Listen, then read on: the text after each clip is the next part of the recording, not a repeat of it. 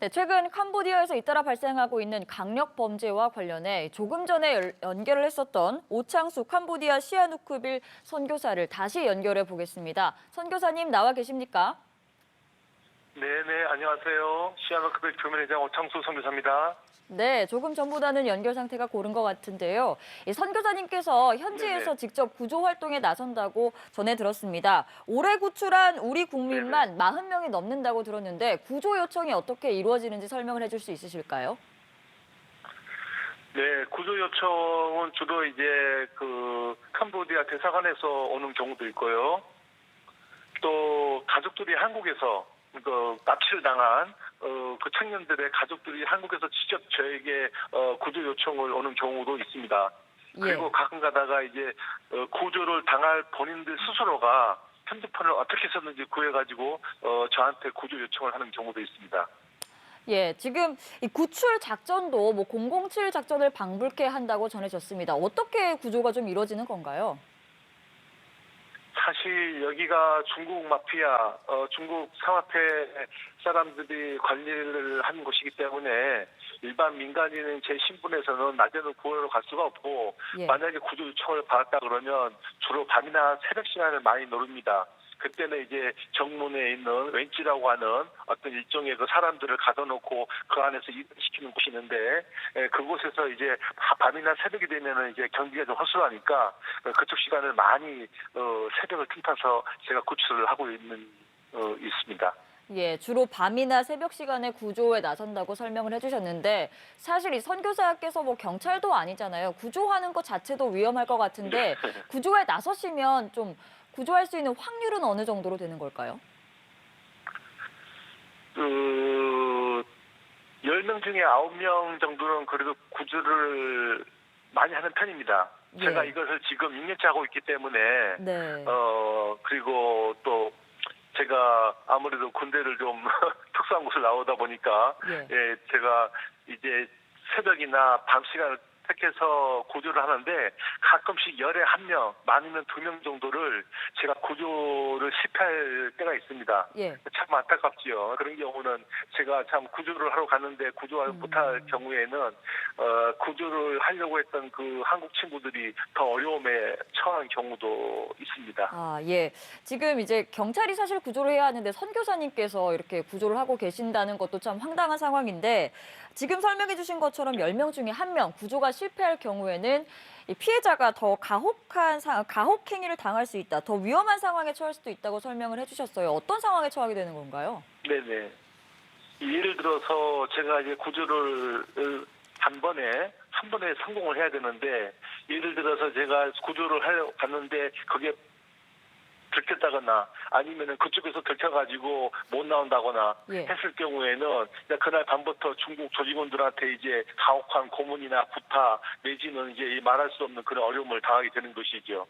그래서 저도 될 수 있으면은 구하러 갔을 때는 한 번에 성공을 시키려고 하는데 가끔씩 실패를 구조하지 못할 때가 있습니다. 알겠습니다. 이런 상황이기 때문에 현지 경찰 또는 영사관의 도움을 좀 받아야 할 것 같은 상황인데 특히 경찰의 도움을 네네. 기대하는 건 쉽지 않은 상황이시라고요? 저도 그 질문을 많이 받는데요. 캄보디아도 나라인데 경찰들은 뭐하냐? 그 경찰들을 통해서 구조할 수 있지 않느냐라는 저도 그런 질문을 많이 받습니다.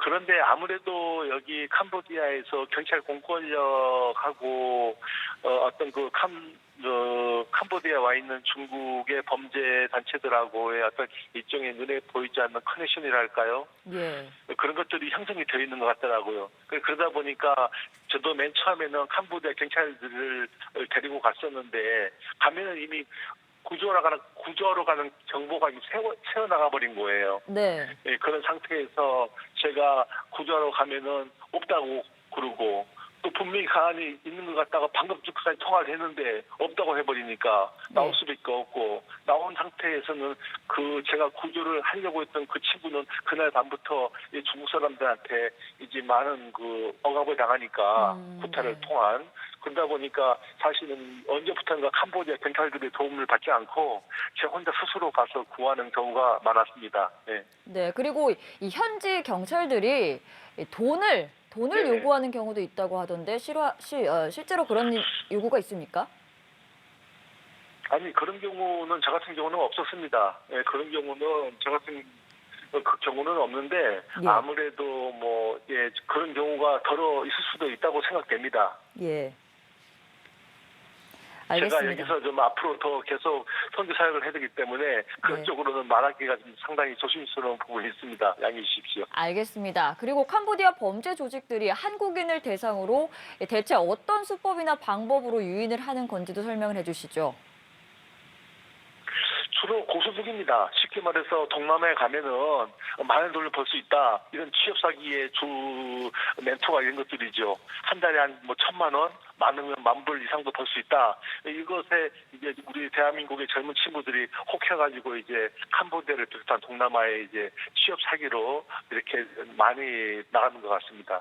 예, 고수익 알바라고 이제 유혹을 해서 한국인들을 납치하게 되는 상황인 건데 이런 피해자들이 대체 몇 년도부터 있었는지 그리고 최근 들어서 더 늘어난 건지도 궁금하거든요.